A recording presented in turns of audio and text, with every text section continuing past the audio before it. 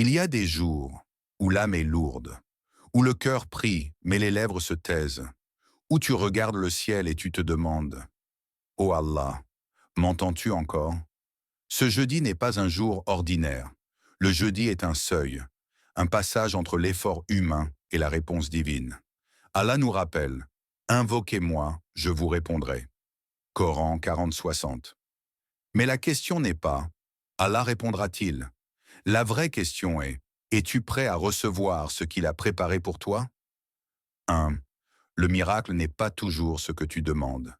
Il y avait un homme, pieux, constant dans sa prière. Chaque nuit, il demandait la même chose. Les années passaient et rien ne changeait. Un jour, brisé, il dit, « Ô Seigneur, pourquoi m'as-tu oublié ?» Et dans son cœur, une vérité s'est déposée. Allah ne retardait pas la réponse. Il le préparait. Allah dit, « Il se peut que vous détestiez une chose alors qu'elle est un bien pour vous. » Coran 2, 216. Et toi? Et si ce que tu appelles retard était en réalité miséricorde? Et si ton miracle devait arriver au moment où ton cœur est prêt, pas avant? 2. Le jeudi. Quand les œuvres montent allant vers Allah. Le prophète Mohammed, que la paix et le salut d'Allah soient main sur lui, jeûnait souvent le lundi et le jeudi. Lorsqu'on lui demanda pourquoi, il répondit, « Ce sont des jours où les œuvres sont élevées vers Allah. » Hadith authentique. Imagine tes larmes, tes invocations secrètes, tes combats invisibles. Tout est présenté à Allah. Allah est doux et parfaitement connaisseur de toutes choses. Coran 22-63. Pose-toi cette question ce soir. Que veux-tu qu'Allah voie de toi aujourd'hui? 3. L'histoire de Yunus, Jonas. Prier depuis l'obscurité.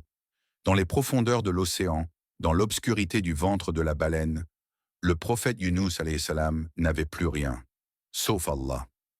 Il prononça ces mots. « Il n'y a de divinité que toi. Gloire à toi. J'ai été du nombre des injustes. » Coran 21, 87. Et Allah dit, « Nous l'exaucâmes et le sauvâmes de l'angoisse. » Coran 21, 88. Et toi, dans quelle obscurité te trouves-tu aujourd'hui? As-tu essayé de faire de cette obscurité un lieu de prosternation? 4. Quand tu crois être oublié, Allah agit. Parfois, Allah te fait attendre parce que ce que tu demandes changerait ta vie. Allah dit, et Allah est le meilleur des planificateurs. Coran 3,54. Le prophète, que la paix et le salut d'Allah soient sur lui, nous a appris que chaque invocation est exaucée. Soit Allah donne ce que tu demandes, soit il repousse un mal, soit il te réserve mieux pour l'au-delà. Alors dis-moi, et si ton miracle était déjà en route, mais sous une forme que tu n'as pas encore reconnue? 5.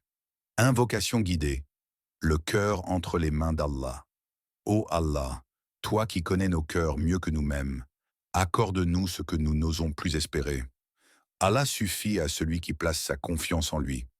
Coran 65.3. Ô Allah, si ce que nous demandons est un bien pour nous, rapproche-le.